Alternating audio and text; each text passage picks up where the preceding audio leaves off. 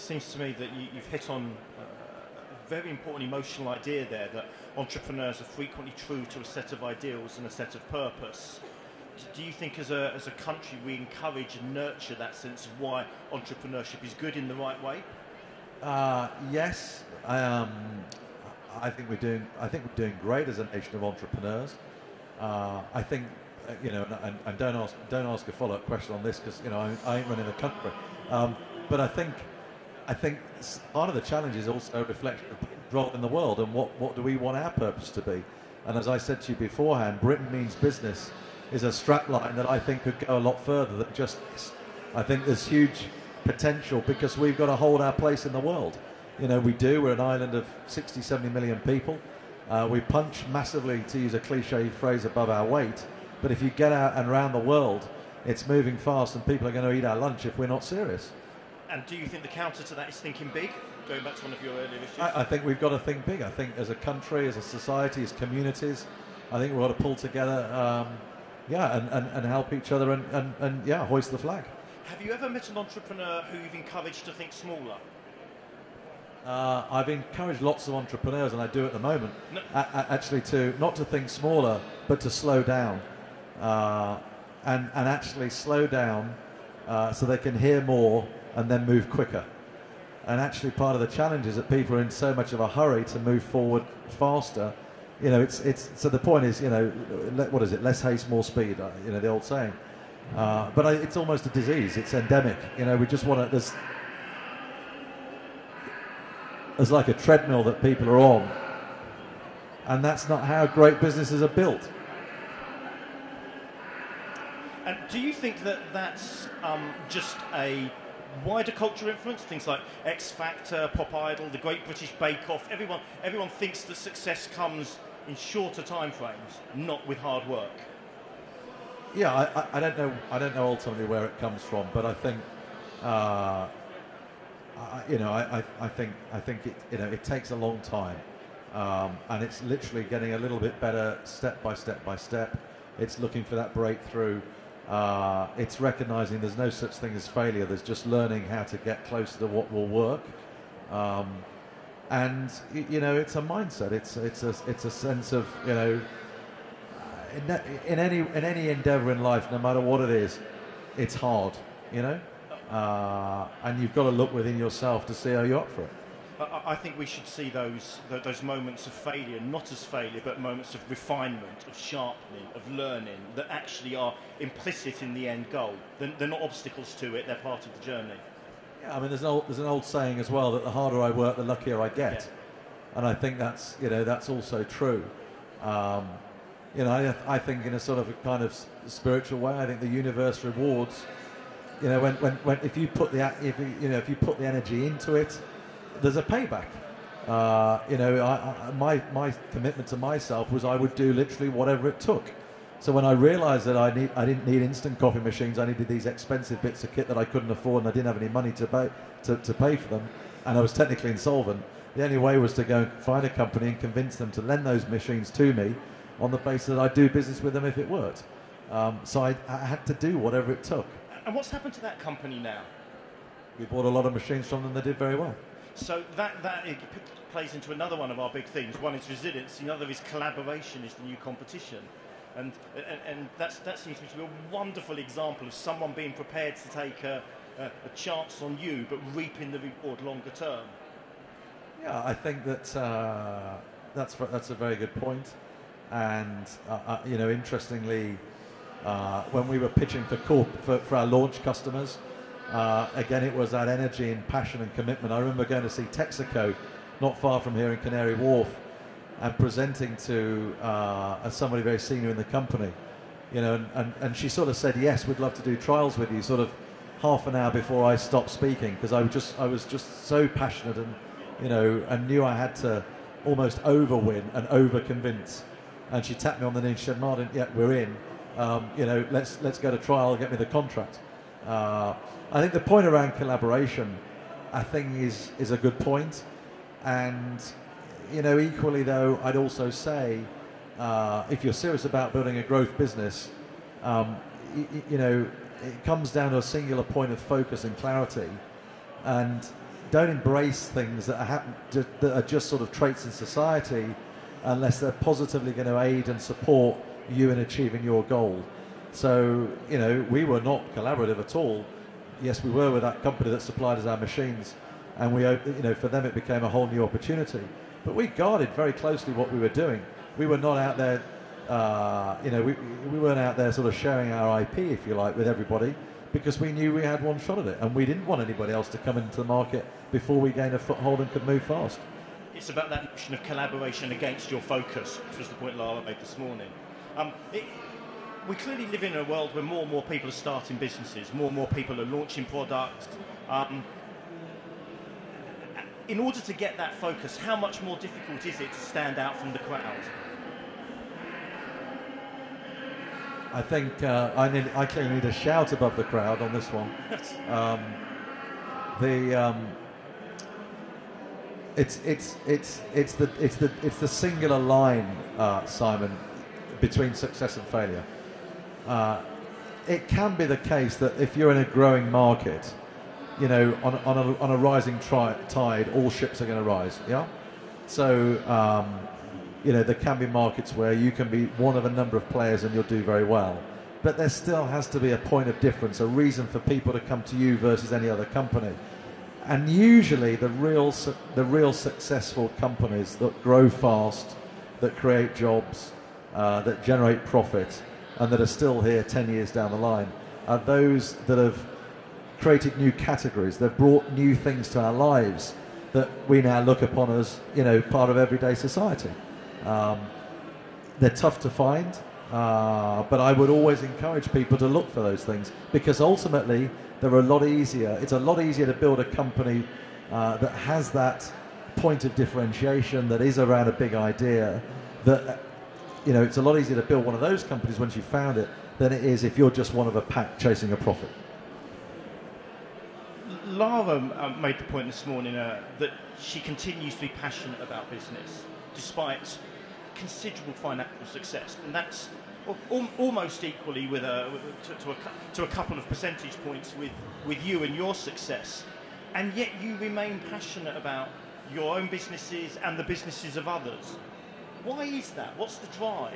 Because there was an accusation that many British entrepreneurs, yesterday in some of the newspapers, many British entrepreneurs exit too early and don't think big enough. And it seems to me that you and Lara absolutely embody the opposite of that. You still care. Yeah, I think there's a number of points there. I think the second point you raised is a good one. I mean, we grew very fast, and we had to have an exit because we were private equity backed, as I said earlier this morning.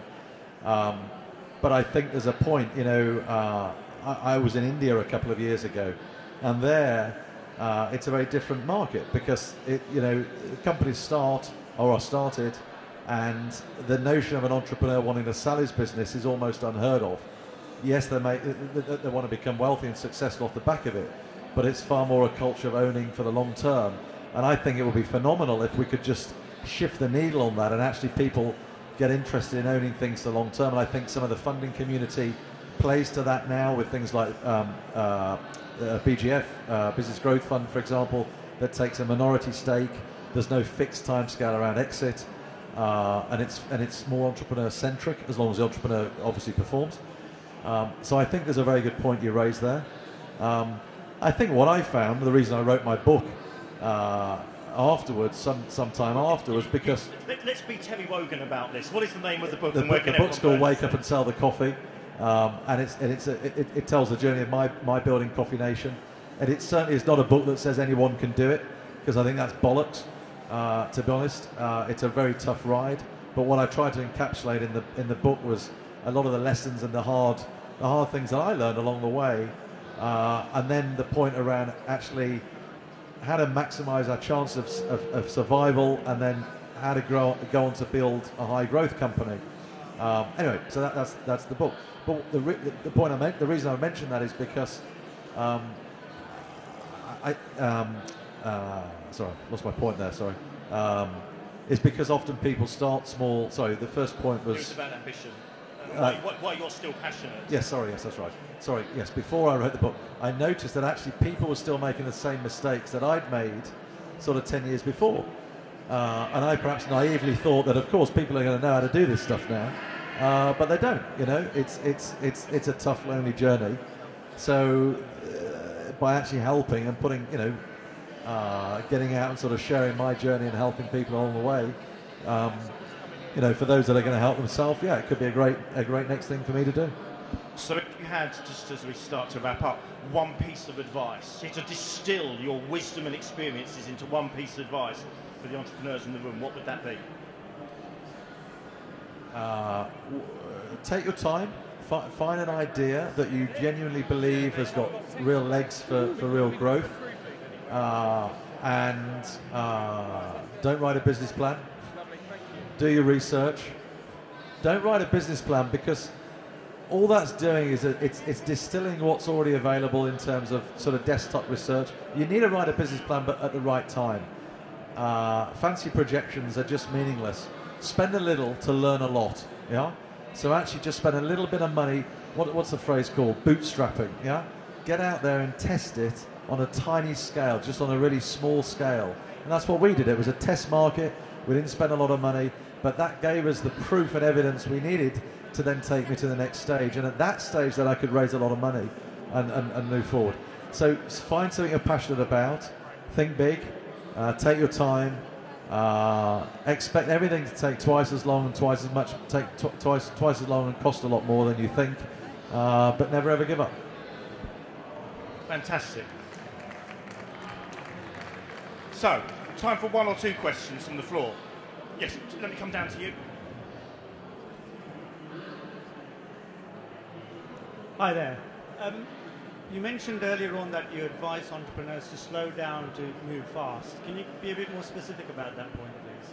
Yeah, I think there's just a tendency people to be they're so close to what they're doing that actually they can't. It's in their blind spot, and actually if they stand back from things and slow down and think about what are the top 3 levers that I've got to pull here to make my business really successful. What's my purpose? What is the purpose of this business? What's my vision? Where do I want to get to? And then how am I going to get there? I think it's just this tendency for people to be running faster and think that by running faster they're going to get there quicker, and it's just not the case. You know, there's a company that I'm working with at the moment. It's taken them 7 years to perfect their business model, and they're now at a point where they are going to lead a global marketplace and be the #1 in that business, in that world, in that space. But it's taken them 7 years to nail the business model, and they've taken it step by step along the way, and they've got something now that nobody can hold a candle to, and it'll be very difficult to compete with and very difficult to undermine. And that's because they've taken that really considered approach and not been in so much of a rush.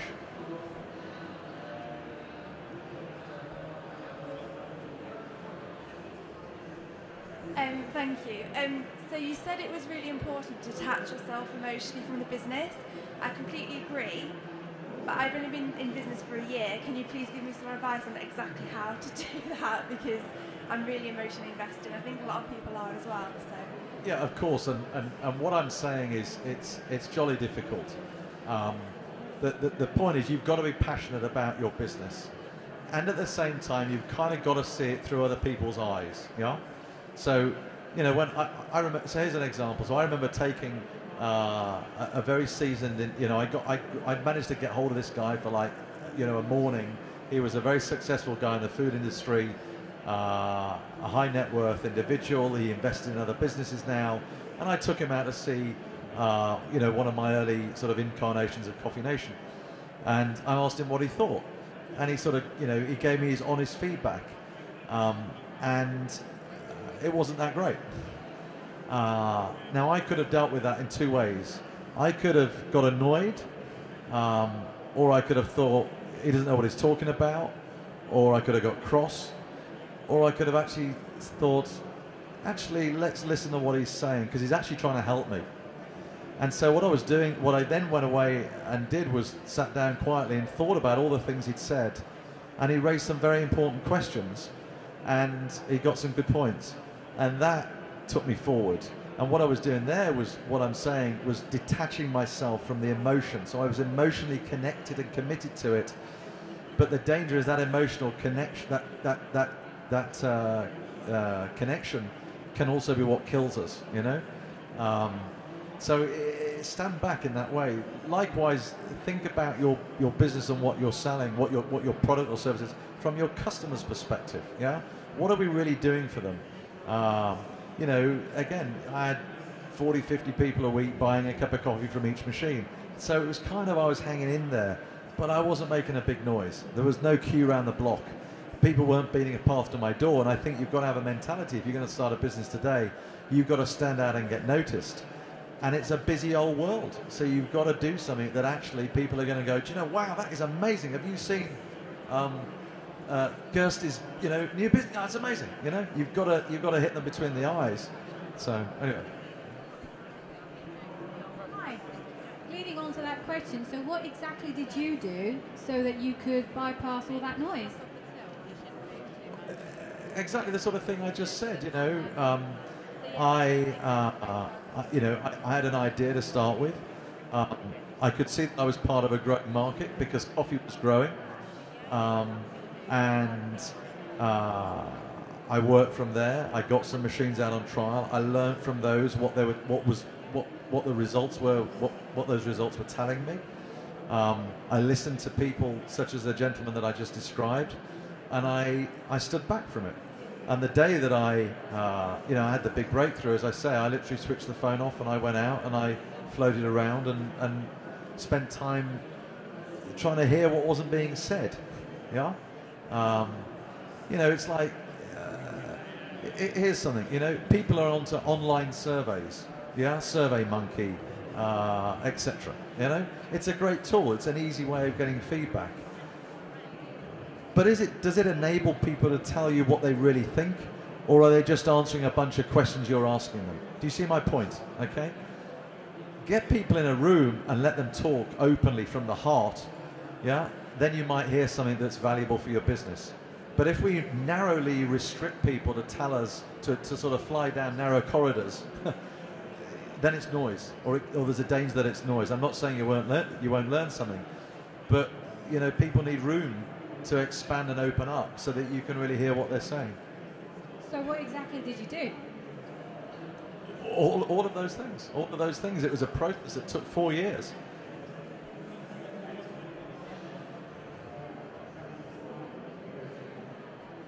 Hi there, I'm going to ask you about business plan again, because there's two schools of thought I seem to feel around business plans. One is you need one because how are you going to get investment? For people, you know. Let me stop you there. Okay. Let me take that point. You're absolutely right, and you won't get investment without a business plan.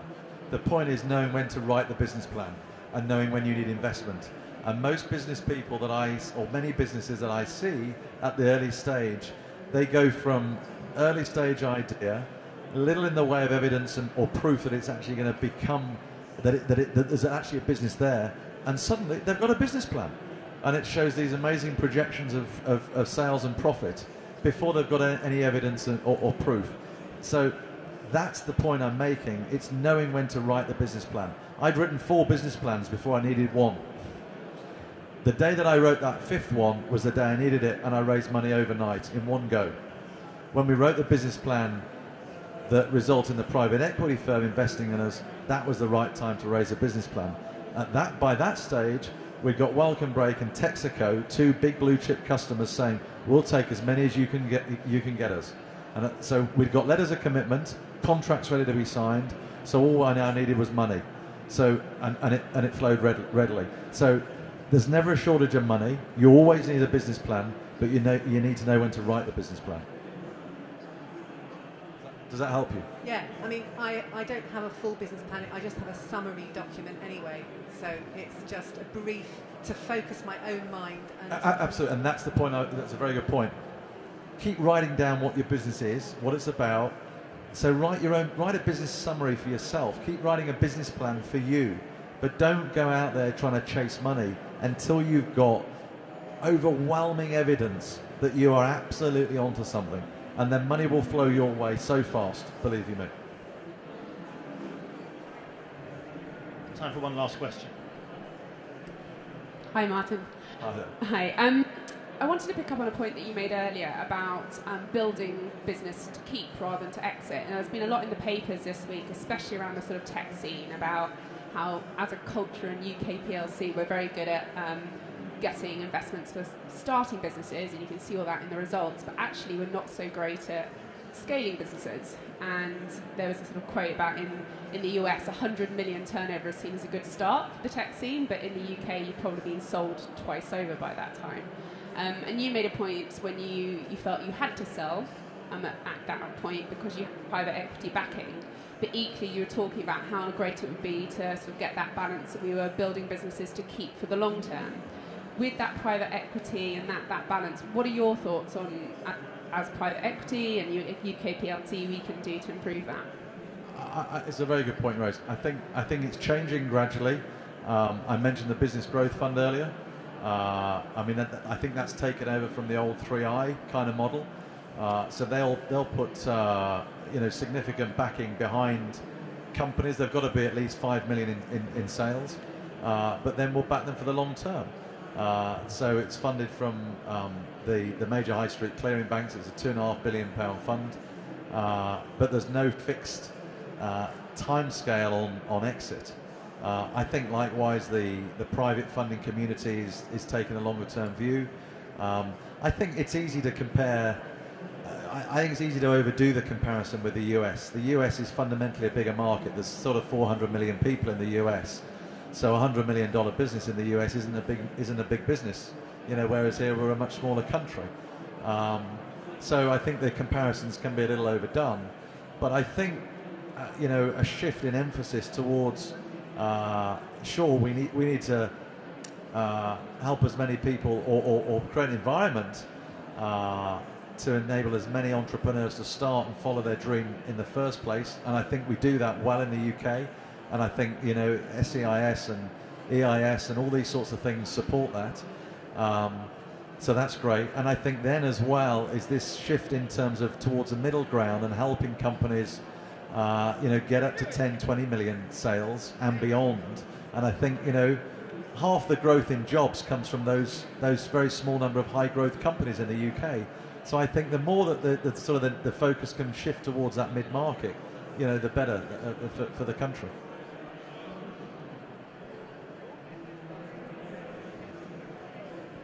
Thank you for those great questions. Martin, I've heard you speak a couple of times now, and I've been inspired and invigorated on both occasions. And I think the vigour of the questions from the audience indicated that. So I'll allow you one last plug for the book. It's on Amazon. Wake up and sell the coffee. If you're serious about building a high growth business, it's worth a read. Fantastic. Best Martin of luck. Dawes, everyone. Thank you very much.